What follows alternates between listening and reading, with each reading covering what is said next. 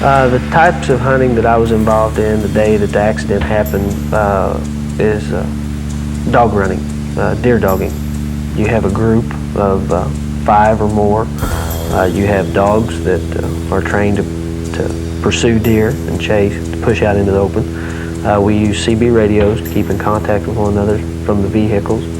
Most of the hunters that is involved in the group know all the local crossings, the way the deer run, the area in which the dogs are being turned loose. The day of the accident, that's the type of hunting we was doing. We was running deer with dogs.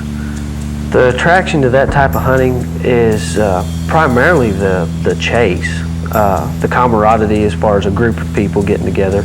Just like some families get together every deer season in camp, these type of hunters, such as myself, we always enjoyed just being together for the day, the chase, and the working of the dogs is really I would say the highlight of it, how the dogs work.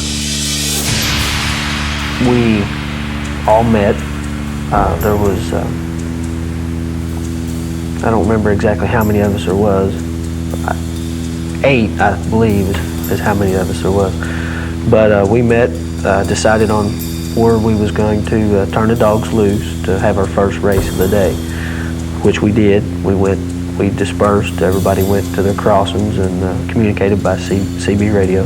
The first race of the day didn't really amount to much. We didn't do any good, ended up catching the dogs.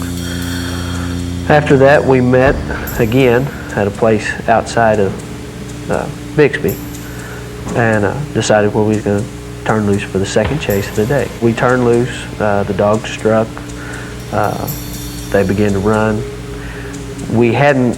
Nobody had seen the game, but we had lost contact with the dogs. So I have a 4-wheel drive pickup, and I had turned off the highway and went way down in the woods, and I located the dogs. And I hollered on the radio and told everybody that they was going to the old farm road. And I got back in my truck and drove out and come back out to the highway, and I proceeded up the highway, and I seen another one of our hunting party, and I hollered at him on the radio, and I told him the direction of the dogs and that I was going to see if I could keep up with the dogs to get a better location on them. I proceeded down the old farm road till I stopping and listening ever so often, and until I located the dogs. And at that time I was at what we call the dirt pile. I was close to the dirt pile. And I hollered on the radio and told everybody that the dogs were down the old farm road. Another one of our hunting party hollered on the radio and said Bobby Curtis was also down the old farm road and was supposed to be at the dirt pile. And at that time I was in my truck and had reached the dirt pile. I had stopped at the dirt pile. And when I got out of the truck, I heard 2 shots, which I didn't, they was farther down the ridge, and everybody went to hollering because I knew where the dogs was at. They was hollering on the radio, wanting to know if it was me shooting.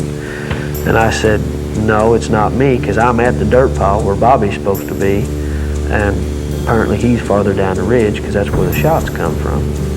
So another one of our hunting party hollered on the radio, said, well, jump the truck and go down there and see what's going on. And at that time, I got in my vehicle. I could still hear the dogs. I got in my vehicle and I drove down the ridge. I didn't stop again until I got to Bobby's pickup. And when I got out, I hollered for Bobby, and I got no response. I heard the dogs back over in this direction, in this holler right here, and they started trailing pretty good. And they moved on farther down the holler here, and when they got to the point down here around the creek, they struck red hot. And that time, they moved on around the point, and they jumped just over the turn of this bank here, except it'd be actually in the holler about 400 yards away. When they jumped, I reached back in my truck, which was sitting right here, and I got out of the truck. I walked to the back of my truck, looking behind me because the dogs was barking up this holler right here. At that time, I seen brown moving fast through the woods. The sun was just coming through the timbers about 9:30 in the morning. And I just seen a flash of brown up here about 100 yards. And I shouldered my rifle.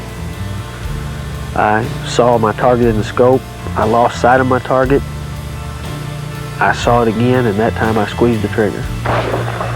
And at that point, I hollered for Bobby again, and I got back in my vehicle because I didn't think I'd hit what I was shooting at. And I backed my truck back up the road to around the curve up here where the deer should have crossed the road.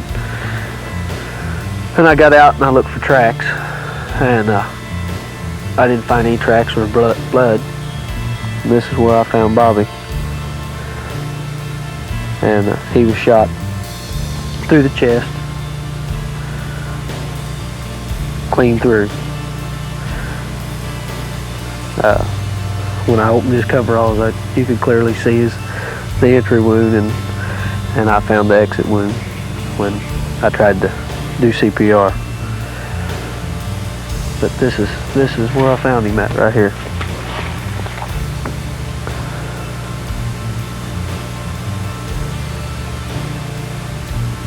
Hard to believe.